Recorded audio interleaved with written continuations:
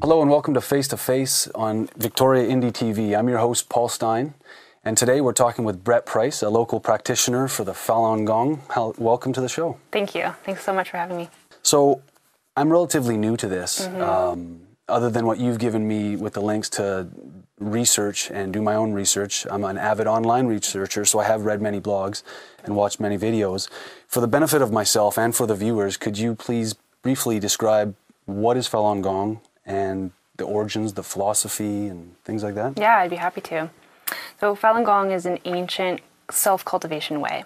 So it comes from China. Being ancient, it was passed down to just one person at a time throughout the generations. And then in 1992, it was made public so that the busy working professionals and family members can practice it for themselves. So it consists of 5 exercises and 3 principles. So the exercises, they say open energy channels, and they have an effect of really relieving stress. People get much better sleep. They find that their illnesses, even their terminal and their chronic illnesses, kind of evaporate, disappear when they start to really commit themselves to this practice. I'll talk a little bit about that. The principles are truthfulness, compassion, and tolerance. So people, it's very loosely organized. There's no classes, there's no sign-ups, there's no rosters. It doesn't even cost anything. There's no money that changes hands. So people who want to just practice being a truthful, kind, and patient person in their everyday life. And with the 5 exercises and the 3 principles, they find that no matter how much they practice it, they're always finding better and better health. They're always finding better and better spiritual kind of calm. The purpose of it is to just reunite with your original true self. So everyone is just kind of realizing their own true self. One of the beliefs that's put out in the books, as there's books that go along with the practice, is that the universe and people are essentially good. That our original true selves are truthful, kind, and compassionate and patient. So it's just about letting go of attachments, passing trials and tribulations. And this is actually an ancient science. So it's called Falun Gong. Another name for it is Falun Dafa. So it's interchangeable. Part of that is because when it was introduced to the public in 1992, Qigong was very popular. So it was presented as, which it is, a lineage of Qigong. Okay. But then throughout history, its original name was Falun Shulian Dafa. Okay. So the law wheel cultivation practice of the Great Way. Cool. So then the way being synonymous with the Tao and with the Fa, that Buddhist practice as well. So the way that we practice is just encompassed in those 3 words. Truthfulness, compassion, tolerance. I think that pretty much sums up what peace is all about, really. If we took that on a political platform or even on a global platform, we'd see a lot bigger changes in this world dramatically, like within a day, right? Within a day, yeah. Definitely. I mean, there's really no. It's interesting because the purpose of it is not to make change in the human world. You know, there's no desire for power. There's never been a plea for any sort of political party or partisanship or anything like that. But anyone is free to practice it. Politicians are free. Businessmen are free to. All kinds of people. And then, think about if everybody was practicing that and understood the principles of cause and effect. Absolutely. So, like, when you do good things come. When you do bad things happen eventually. So it's also the state of your mind. If you're thinking negatively in a negative context, you tend to attract that that's not solely that's what happens, but that's what you tend to. You wake up in the morning, you stub your toe, you're late for work, the toast burns, your coffee's cold, traffic's bad. It's just it's just a downward spiral. Whereas if you are in a positive mind frame, you're relaxed, you're breathing well, then you can have time to think, and you can think about positive things, which in fact do get created when you think about it. So yeah, so it's like an upward spiral. Yeah. You know, it's quite amazing. It's really powerful, very simple, not always easy though, right? So I mean, if someone's really being tested, you know, and I really want to get angry, you know, that's where the practice really kicks in, you know, and so a lot of people will, let's say, do the exercises in the morning and then go on with their day, and then throughout the day they face tests, you know, just ordinary tests. So I do yoga. Is it anything like yoga? Is there any similarities with yoga? Because yoga is pretty big in the East, and it's come over here to the West, and it's still huge. And a lot of people are kind of finding their spirituality within yoga. That's interesting. So is that anything like? I used to do a lot of yoga as well. I actually studied the yamas and niyamas and the 8 limbs of yoga. You know, there's it also is a very ancient cultivation way as well. I think that, you know, I don't know, you know, I mean, what my understanding is there are 2 lineages, yes. right? So a lot of well, because the Tao is the Tao and the truth is the truth. Li Hongzhi, who's the master of Falun Gong, he's a teacher. Something he points out is that there's many different cultivation ways. In fact, there's thousands of cultivation ways, and each one of them enlightens to the Tao in different ways and at different levels. So there's so many ways out there. Yeah. That's cool. Well, you mentioned that the belief is that people are naturally good. So how did we go bad? Where did we go bad? Is that from birth? Is that from, like, how is it that we're not being natural, in other words? That's a great question. It's because I believe that too. I believe that people in nature are good. They're generous, they're kind. I drive all day, and I come to a busy intersection and I see order. Not necessarily because there's a police officer telling what people to do, or because there's lights, but because, you know, I'm driving down the road and a little kitty crosses the road and cars almost crash into each other because of this little tiny kitty, right?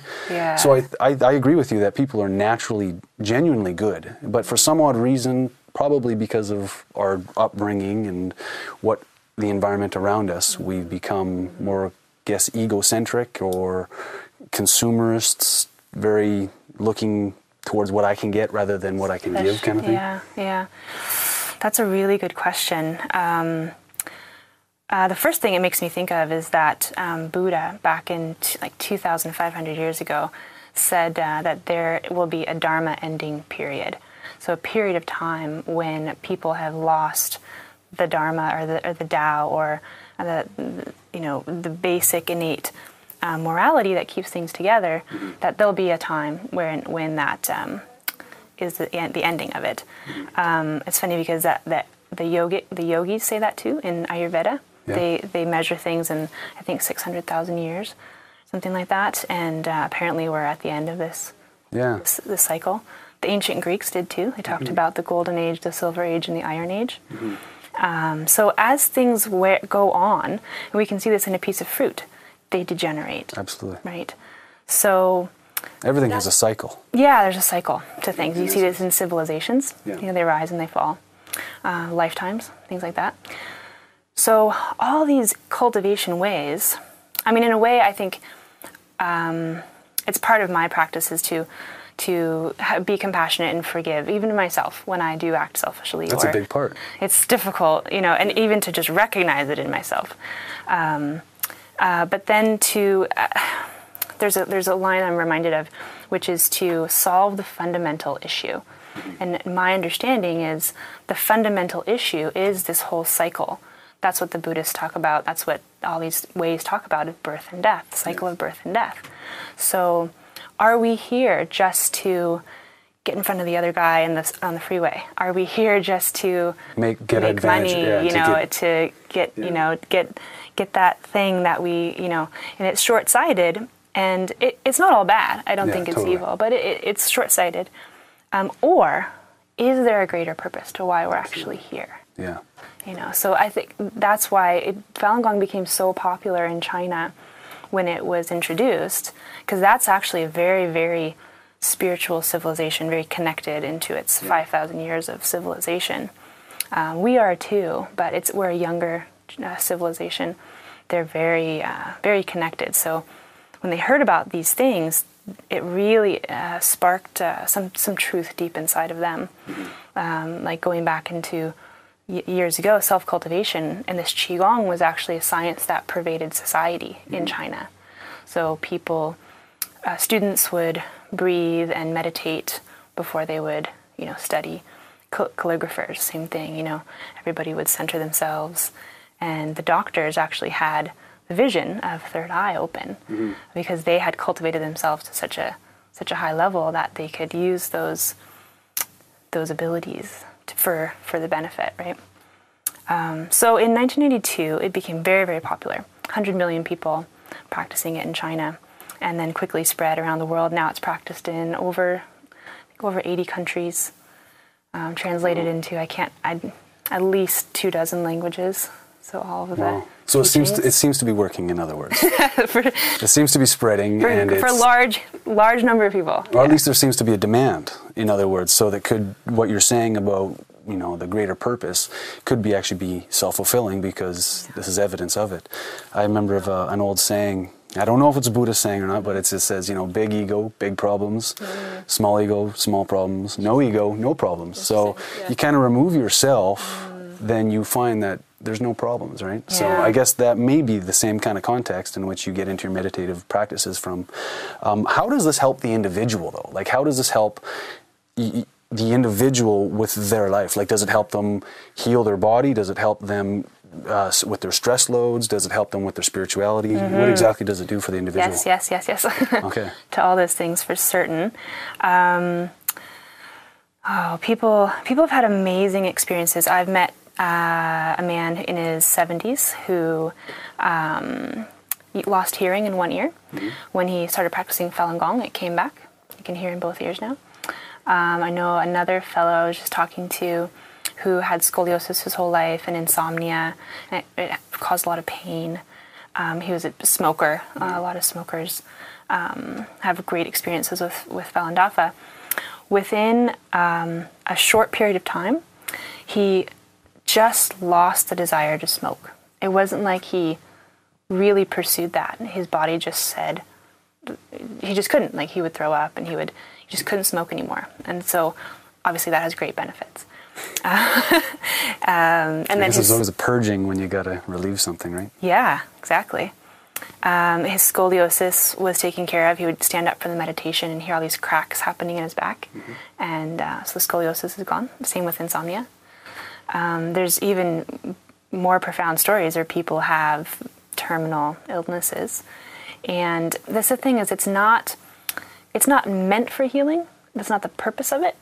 But if people really commit to this path and, really, if their motive is to unite with their original true self, come what may, then what they find is the doctors take another x-ray and they can't believe it.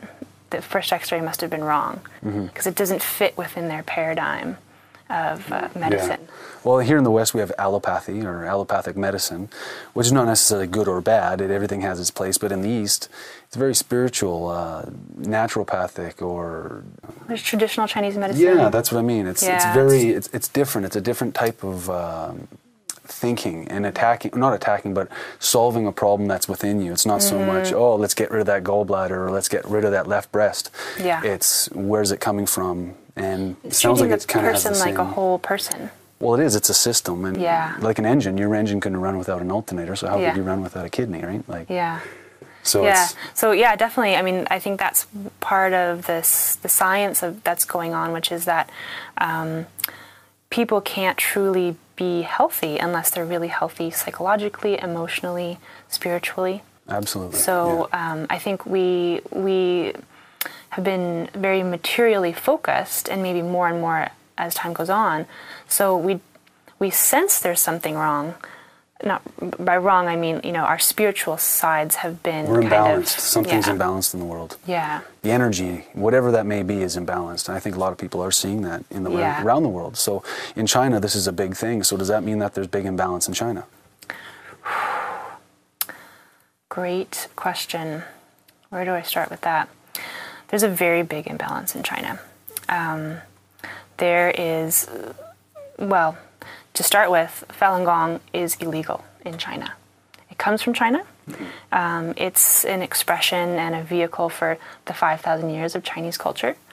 But the communist regime is vehemently against it. So much so that in a particular year, they devoted something like a quarter of their GDP to trying to wipe it out. And this is, I mean, it is within China, but actually each consulate around the world has orders to also carry out this this mandate to eradicate Falun Gong. So that started in 1999. From 1992 to 1999, there were so many people practicing, right? 100 million people. There's great photos of people in their communist military garb, soldiers, Chinese soldiers, and they're practicing Falun Gong.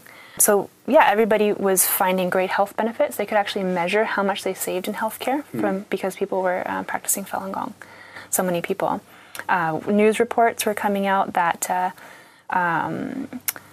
great altruistic deeds were being done, and they often found that it was Falun Gong practitioners who did it. So very selfless deeds that, let's say, benefited a whole village or a particular family. This person saved someone even though they didn't even know them. Then what happened in 1999 was Jiang Zemin, who was the communist head person. The dictator, I guess? Yeah, pretty much, the appointed. Appointed by who, though? Well, yeah. Himself. It's a whole, it's definitely a regime. Yes, right? Definitely. So it's a violent, atheistic regime. And holding on to that power and making sure that nobody sees or acknowledges or especially punishes them for the deeds that they've done is kind of their top modus operandi, right? And I'll get into that a little bit later. But even against the good counsel of his cabinet members, whose wives were practicing Falun Gong and who could see so many people were practicing it and all the benefits, he still ordered the eradication of it. So there was a great crackdown. You see photos from beforehand when hundreds of people were in the parks just practicing it, And then I've spoken with some people who have had the experience where they were those in the parks, and then strange things started happening around them, photos being taken, and then all of a sudden one day there was this crackdown, and people were hauled to jail, they were beaten, they were put in brainwashing centers, and the whole purpose was to get them to stop practicing Falun Gong. It wasn't very dangerous. We don't want you to be truthful and compassionate to people. It's very dangerous to crack down on them, right? Well, exactly. It's very strange. It is really strange. Like how much of a defense could that be? I could see if these people were grabbing arms and plotting to take over the regime. I could understand. I could kind of quasi understand taking force, but at the same time, like how threatening can this practice be? Like that's what I don't understand. Yeah, it's a very good question. It's very difficult for, I think, Westerners to understand because partly there's been a wall, kind of a media blackout, but also a very careful media campaign to keep people from knowing what's been going on, people outside China. Even inside China, every type of media, even the sitcoms on television, are written by the Communist Party or approved by them. That has changed a bit. I mean, you hear inklings of this and inklings of that, and the truth will always find a way through. But as a rule, that's how things are. So it's interesting that you mentioned that the state will produce this information, and I bet it demonizes the Falun Gong practitioners. Oh, very much so. I mean, to set 100 million people as criminals, and every spouse, every parent, every brother and sister, if you're a fellow student, if you're a teacher, you could turn in a Falun Gong practitioner and get $5,000, things like that. So the reason that can even that can even be fathomable is because there was laid down a culture of this. I mean, it's almost like any abusive relationship. There was extreme violence and force used during the Cultural Revolution. And then when that stopped, well, it didn't really stop, right? It was just, now the threat of violence is constant. And then there's always that reminder, you know, they'll take away, somebody will just disappear one day, or they'll come back and they'll be completely emaciated in black and blue because they did something that was, you know, they just stepped a little bit out of line. There's called the 95-5 tactic. They'll take 5% of the population, turn 95% of the population against them until, well, during the Cultural Revolution, they would actually kill all those people until they were gone. And then they had to find a different 5%. So it's this scapegoating struggle. A tenet of communism is constant struggle. I guess communism is rampant here in the West, because obviously we've got constant struggle as well. Corruption. It's always that scapegoat. That's what everywhere. I see. That's what I see as a pattern. No matter really where you look. Obviously in China that's evident, but you see a pattern of pointing out the 5% and then getting public support for the 95 to carry on these acts of aggression. Like I learned in school through psychology classes that there's really 3 types of control, and that's economic control. If I take away your house, if I burn down your house, I essentially control you. If I dump your currency, then you know, your economic collapse. There's also spiritual or mind control or religious control, in which God has told me that I am the Pharaoh and you shall listen to me, right? And the last one is physical control or coercion. Coercion is obviously the one that is most widely used. You say they turn out black and blue. Well, there's many ways. I mean, we could do a whole show on just the coercion, you know, and the tactics that are used, and sort of just to give you an example, in Victoria here, there's a shop owner in Chinatown who I was having a conversation with. He grew up in southern China. When he was in grade 1, 2 Communist Party members came in and taught them a song about how the Communist Party loves you more than your mother and father. And when it comes down to it, you should be more loyal to the Communist Party than to your mother and father. That was grade 1, and they're singing a song about it. So it starts there, and it continues and continues. Of course, lies and coercion are wrong anywhere, but this is really, there's unprecedented levels of it in China. And then what happens is, well, he's very glad that his children are growing up here. Let's just put it that way. Absolutely. So then when it comes to the persecution, people are either turning a blind eye or they're complicit with it. It goes back to the nature of the Communist Party. There's a book called The 9 Commentaries on the Communist Party that won an award from the Asian American Journalists Association. And it outlines why the Communist Party would be doing these sorts of things. Because I don't know if I completely connected the dots, so let me just let you know that. Sure, yeah. If anyone is caught with a book, Falun Gong, that explains truthfulness, compassion, tolerance, or is caught practicing a meditation practice. This is true with Buddhists and Christians as well. But the attack against Falun Gong is really surpasses any other persecution, even to the point that their people's organs are being harvested from their bodies. And the funny thing is that if somebody were to give up the practice, no more persecution. It isn't like you're labeled that way for the rest of your life. If someone signs a piece of paper that says, I won't practice Falun Gong anymore, they're completely free to go. So it's really this intense mind control where if either you're with us or you're against us, that's an important part. Absolutely, yeah. And then it's also this very violent and atheist regime where they use tactics like if a woman won't, let's say, sign this, they'll bring in her husband and he'll have to beat her. Yeah. These terrible atrocities. So what the 9 commentaries found is that it's very cult-like. You know, it's quite a misnomer to talk about it in a political arena because it really doesn't fit within.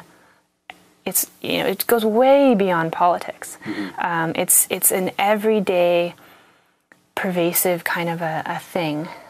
This whole communist, you know. And it primarily mentality. attacks your mind. It attacks your belief systems. It attacks the way you think. Yeah. Which obviously they don't want you to think about that. And you say, you know, if you renounce your honor to it or your practice, they'll let you go. But in the fact, you're not being truthful by yourself doing that. So that's the thing, is that people who feel that they've learned the meaning of life, you know, and learned something that's so beneficial, the tables get turned sometimes. The silver lining is that oftentimes if you can sit down, let's say you've just been arrested in China, and you're sitting down with those police chiefs, there are stories upon stories of that one practitioner being able to speak to the heart of those police chiefs and say, look, I know that if you do this, this, and this, you'll get a promotion.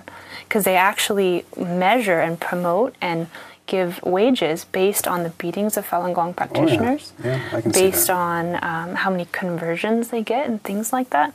So they use terrible torture methods like, just terrible torture methods like beatings and rapes and force feeding and being tied up in positions for many days. We can talk about how that actually filters to our daily lives through forced labor, you know, labor making the things that we might be able to purchase in stores. The medical community faces the issue of illegal organ harvesting, where now there's doctors who are concerned about training Chinese surgeons because of what they may go back and do. And so people have this choice on their conscience. So being quiet and complicit with that, we hope, everybody hopes, I think, is not an option. Well, you don't want to rock the boat, right? You don't want to be that guy, that individual that gets taken away, that gets beat up. I think it's... there's an issue of safety. It's that whole, absolutely. And we are social beings. We like being in groups. You isolate us, and obviously you break down because that's a psychological tactic. Yeah. But there's big business involved here. There's hospitals that, like, this is, I guess it's legal. You're saying this organ harvesting is legal in... Well, or it's just totally unknown, and that's where they get their organs from, and it's totally under the radar. Nobody knows. You know, that's a great question, and I brought a video to kind of lay the foundations of what's going on, and how can they even sort of get away with it, right? Мы называем это новой для мира формой зла. До этого никакое правительство не делало таких вещей. Они взяли большую группу собственных граждан и сказали: мы собираемся убить вас без суда и следствия и продать ваши органы.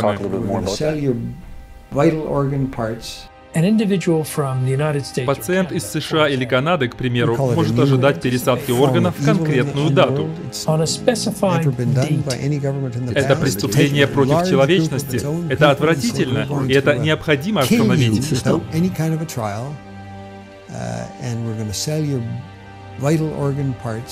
An individual from the United States or Canada, for example, could anticipate undergoing transplantation on a specified date.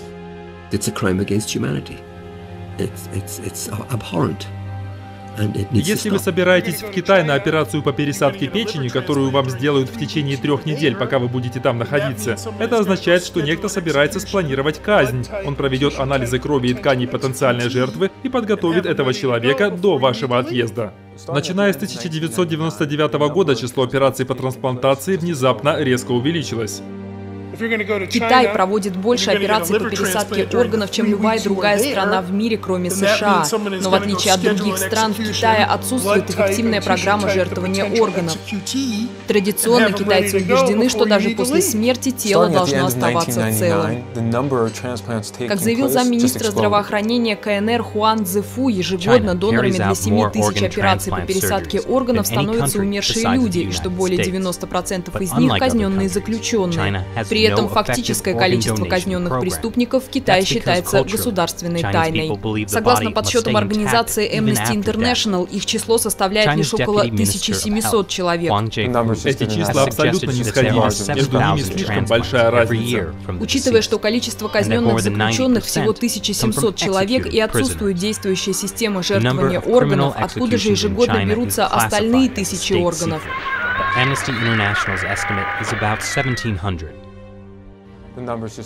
Джао Шухуань была отправлена в лагерь принудительного труда за то, что занимается Фалуньгун.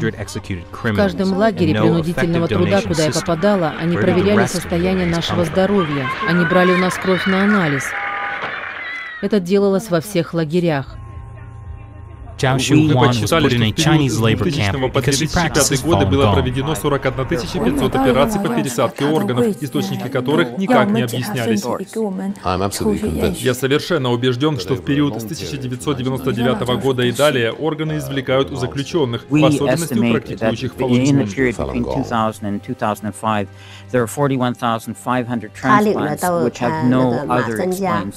Женщина-полицейский забрала нас в больницу лагеря принудительного труда Масанцзя.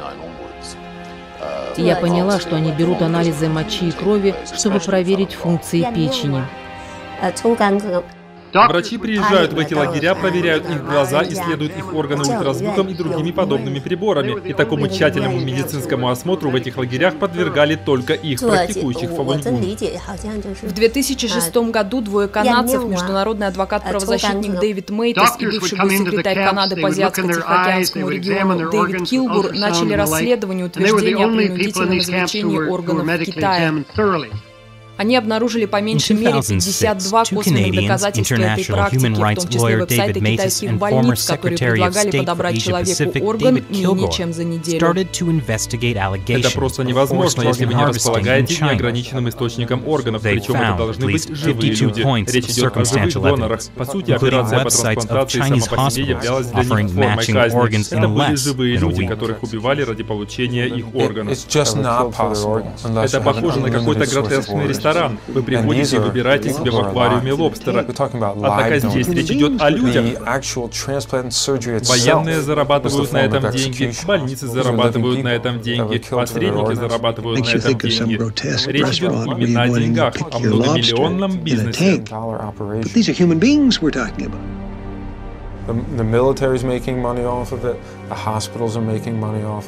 Журналист и писатель Этан Гутман решил провести собственное независимое расследование.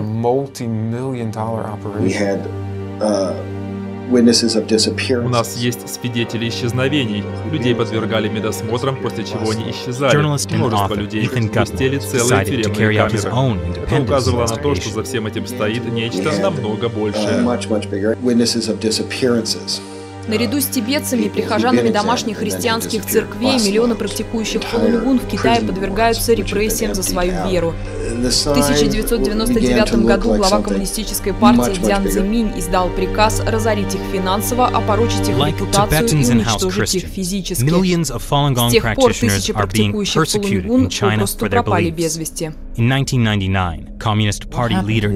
произошло с пропавшими без вести? Насколько нам известно, они по-прежнему находятся в этих лагерях. Многих убили ради получения их органов, но остальные по-прежнему там. Они являются для Китая живым банком органов.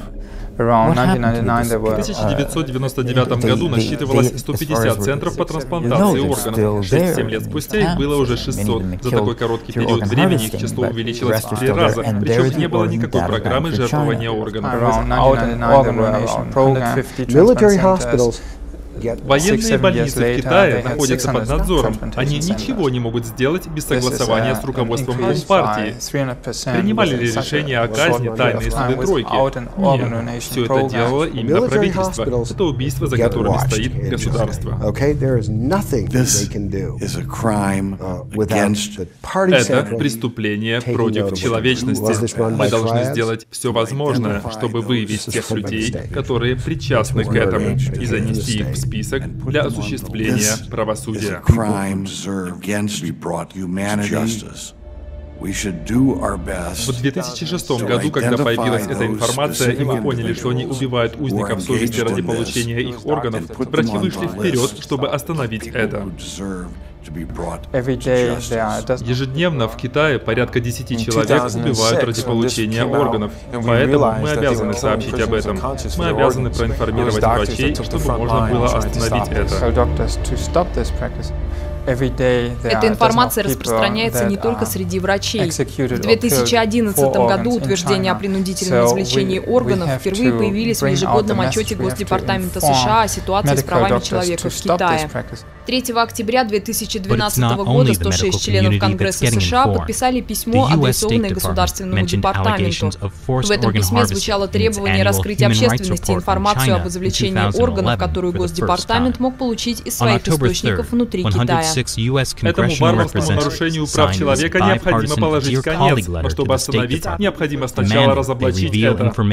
Благодаря все большему числу размещенных в интернете петиций, эта проблема начинает привлекать внимание по всему миру. Мы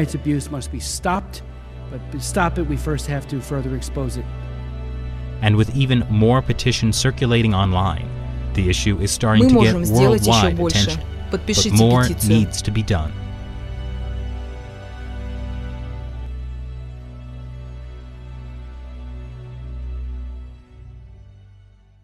You're watching Face to Face on Victoria Indie TV. I'm Paul Stein, your host. We've got Brett Price here from, she's a local practitioner of Falun Gong. And we just finished watching a movie, very powerful video that exposes a lot of things that our media is not really telling us. And most people don't know about this organ harvesting, which is, in my opinion, unlawful, unethical, immoral. It's a sign of the times. Yeah. What do you have to think about it? Yeah, definitely. I mean, I've thought about it a lot, so I think what I think about most these days is just how to help people peacefully, help it come to an end peacefully. There's, as the video said, there's many pieces of evidence. One of the most compelling pieces of evidence I will read is phone conversations between, you saw David Kilgore and David Mattis. So these phone conversations are one of the main pieces of evidence is that this actually is going on. One of the reasons why it's not a global topic worldwide is because there's many very intelligent, good-hearted people, sometimes very highly educated people, who either they're Chinese or not, but they don't believe it's going on. Either they've been so frightened to think any differently than the Communist Party has taught them to, or they just think it's so horrific. How could that possibly be true? Because keep in mind that this is happening to the Falun Gong for a few reasons. The Falun Gong are extremely healthy, right? So not only do they not smoke, not drink, but when we do the exercises, our bodies are in excellent physical shape.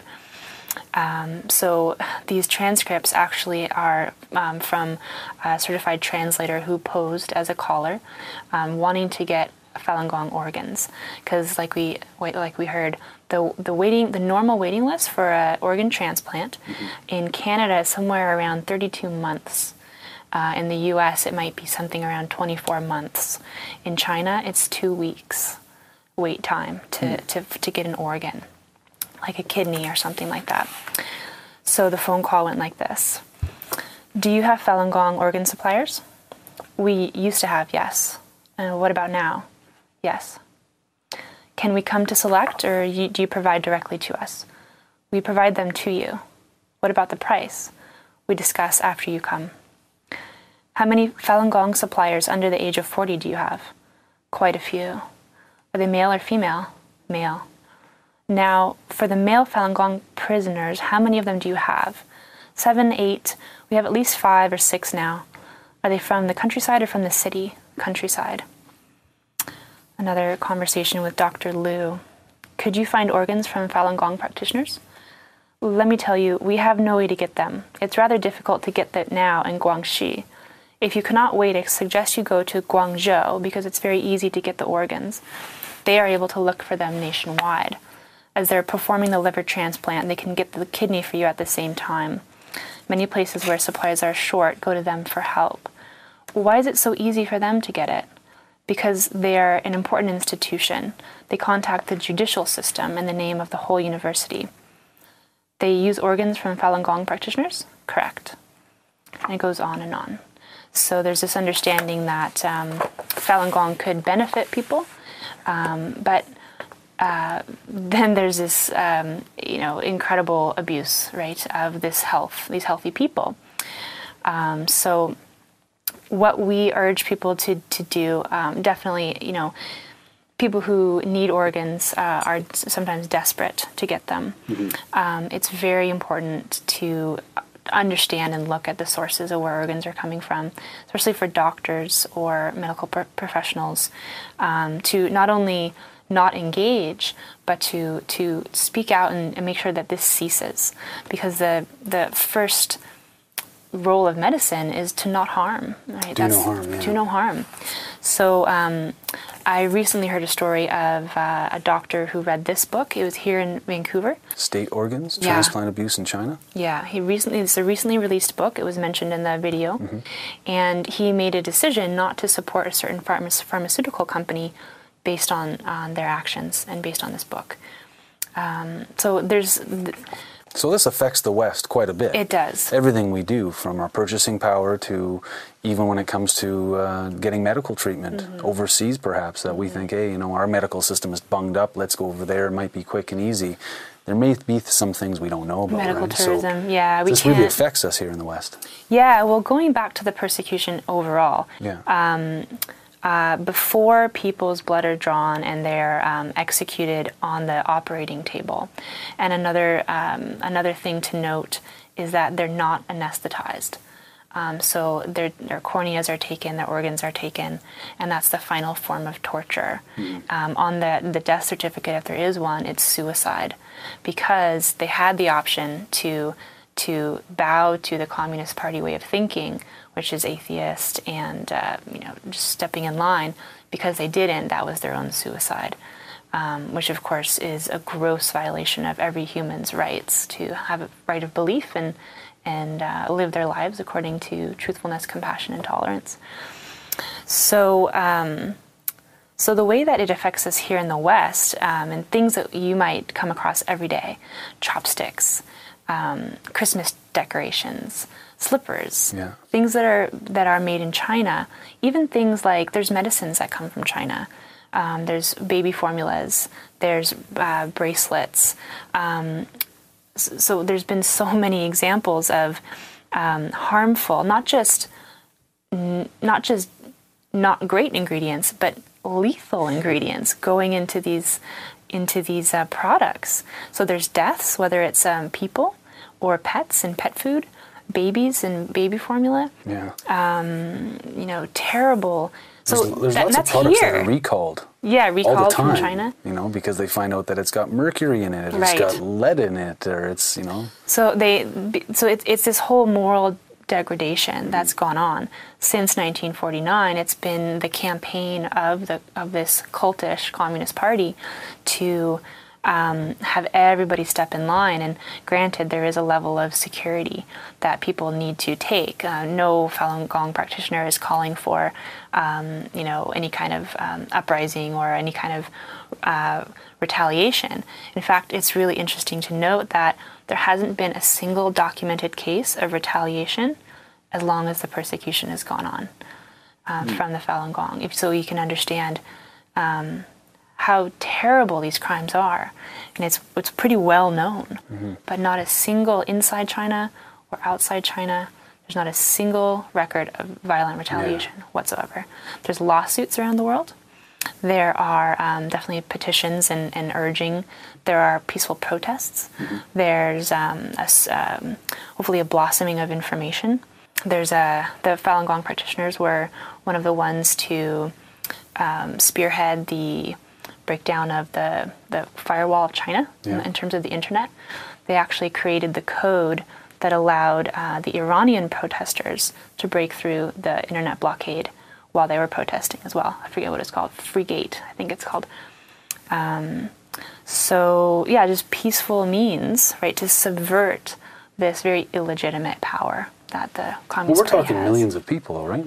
millions of people that are persecuted, that are put in these torture camps, these labor camps, that have their organs harvested, maybe not millions, but probably hundreds of thousands. What is your opinion, basically?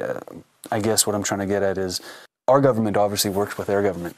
We have trade agreements with these countries, and again, I've never seen this on CBC News. I've never heard about this on the radio. So, could it be possible that our government or our governments here are somewhat accomplice to what's going on over there, because they just want to keep business flowing as usual, get the trades of goods and people come and going? That is the ultimate end goal of this, I guess, this world order of commercial. So, like, what is your opinion, and what is the local opinion of practitioners here about? Obviously, you've been to the Canadian officials. Obviously, people here are talking to our officials here. Is there any support that you're getting? Is there? Yeah, there is. I mean, definitely the end of the video said it all, where more needs to be done. Right? There's no doubt about that. I don't see it, and I should just note that I'm not an official spokesperson for Falun Gong. I'm just a practitioner, a private practitioner. So I'm happy to share my opinion, my personal opinion. Is that it's not, the big picture is not a political picture, right? It's a human rights issue, and every human has a responsibility to react accordingly and not be complicit through silence. So I definitely, and everyone, encourages the government, the people in the government, to do what they can with the powers that they are given. Again, more needs to be done, but a few of the things that I know have been done is a recently created Office of Religious Freedom by the Canadian government. I know that a Falun Gong practitioner was invited to that, to the roundtable discussions as it was being created.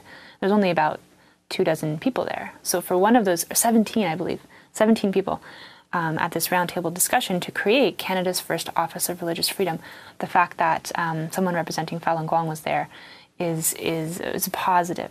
So is it considered a religion then? It's not incorrect to say it's a religion, but it's a spiritual path? Really, it's a practice, yeah. It's a practice. Yeah. Most correctly, it's a practice. But because, especially in the West, we don't really have a tradition of self-cultivation, just going into the mountain or going into the cave and just doing your thing. We don't really have that. Our traditions are religion, the organized religion of self-cultivation. So if people want to group it that way, then we don't correct them or anything like that. But you'll participate in the tools here in the West that will bring you acknowledgement and give you support in your quest, which is, of course, and we do believe in religious freedom for anybody who believes what they want to believe. So that's sort of my understanding of the government, is that on the business side as well, I think it's very difficult to completely avoid business with China, but business with China it's actually very risky. Businesses see that maybe there's some economic opportunity there. Oh, for sure. But I always liken it to the trees where I come from in Southern California. These really big old oak trees where they got this big, thick stump and they just flower into the sky. And then what happens one day is they just, boom, hit the ground. Sometimes they'll take out a house. And then you look at the inside and it's completely empty because it's been rotted on the inside. Yes. But meanwhile, the flow of this water has gone up to its branches, so it looks okay on the outside, but you don't realize that the whole inside is just rotted out. So if you pay attention to publications like the Epoch Times, Dajiyuan in English, they're pretty much the China experts, because they're independent media and they're pretty much the only media that, inside this culture of fear and violence, that are trusted, right? So they had these amazing connections with sources inside China who will actually tell them what's really happening without fear of repercussion. So thus they are the China experts. So paying attention to the Epoch Times, you can see there's actually recently, I think out of Hong Kong, a prediction that the communist government will just collapse under its own corruption within 24 months or very soon. So actually aligning with it and doing deals with it, again, it's a matter of safety. You know, I mean, people can't just sort of stand up and then get the hammer on their head. So one thing that's being done is over 145 million people have signed by their names that they've quit the Communist Party and they renounced the Communist Party. Because what happens is when you're young, you pledge an oath with your fist, and you pledge a blood oath to the Communist Party that you will give up your life for their goals. So what happens is when you renounce the Communist Party, that oath is broken, and then people still go on with their lives. So they still, let's say, if they're a prison guard, you still have to feed your family. You have to go on in life, you know, and not be bring this negative attention to you. Mm-hmm. So sometimes they'll even use a different name. So one thing I really encourage people to do is to go online. You can go to faluninfo.net and find that petition and join the 145 million people who have renounced the Communist Party. And that will really speak a lot. By the time, it was a major reason why Jiang Zemin began it in the first place, was the fear of so many people, the popularity of it. So it sends a really, really massive message. They're definitely paying attention to every name, you know, and the fact that any kind of international pressure, because their whole modus operandi is not wanting to be found out, right? All this organ harvesting, the persecution. At first, even Falun Gong itself, they wanted to just keep it under the rug. Normally, with other groups, it can be 3 days, and it's finished. The whole thing, the whole group is completely finished in 3 days. With Falun Gong, it's been more than 10 years, and it's only, the tables have reversed now. Now, what I learned from the Epoch Times is that the people who have instigated the persecution, all they're doing is backpedaling to cover their tracks, right? Yeah. So that very internal squabbling and backpedaling and corruption is a very thing that will probably, you know, I don't really know the future, but who knows? So in that sense, it definitely affects us here because it's a global economy. It's social media. Yeah. The other thing is the pollution and all of that, all of the crimes inflicted on the land. Air and water knows no boundaries either. So pollution starting over there will reach us here. Same with mental corruption and pollution. Well, it goes around the world. I know China has a lot of coal factories. I don't know if they still use primarily coal for their energy, but I know they are transferring, and I know I've heard some rumors online, and I've looked at some information online that this whole thing in Syria, this whole conflict in Syria and what's happening on the east there is really all about supplying China in the future with oil. And that's why they're having a hard time going through Syria. That's why it's a little bit different than what the propaganda machine has told us, that that Assad is gassing his own people, which is why we go into war. But in reality, it's all about that energy and fuel. And like you say, we are all polluting the earth. That's a fact. We know this. It's evidence all around the world, and it's getting worse. But what I find hard to understand is that this is a de facto communist country.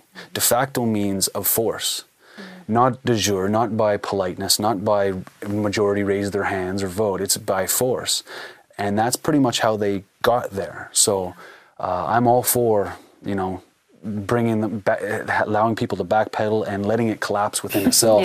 But I don't hold my breath in thinking that it's just going to collapse completely, because the powers that be are, I think, in my opinion, above the president. They're above those people. There's people that we don't know about that exist that tell him to carry on these plans, you know. So I just find that I'm not promoting any violent revolution at all in any way, shape, or form. I think peaceful activism is absolutely the way to go, and love is effective. It does affect other people, and when you shine a light in a dark room, it lights up. So I think there is a power to be said about that, and I encourage people here in Victoria and around in local communities to also become more aware. What are other a few websites or contact information that you can give out to the viewers that will help them raise awareness or contribute their time or energy or whatever it is? Yeah, well, definitely faluninfo.net, faluninfo.net is a great source for finding out what's going on currently, current efforts to end this and just allow anyone who wants to practice truthfulness, compassion, tolerance to do so in their own country, if that's China or wherever. It also carries reports about instances of persecution that are happening right here in our backyard. You know, in Vancouver, in Victoria, in Atlanta, Georgia, somebody was just beaten because he probably had some ties to telling a news story that the Communist Party didn't like. So right here on this continent, right here where we are, the chopsticks you might be using might have been packaged by the Falun Gong labor camps in very unsanitary means. So learning about those things, being empowered, writing. So I hear some divestment involved there, like pulling away from your spending habits that you would normally do, right? Well, I think for me it's investigating the origins. I think there's a lot of education to be done because, like you're saying, the media, you know, haven't really taken this up and told this really important story as much as they. Well, we're doing it now. So. Yeah, thank you. Yeah. Because they're doing wonderful media. Faluninfo.net, clearwisdom.net. And then falundafa.org.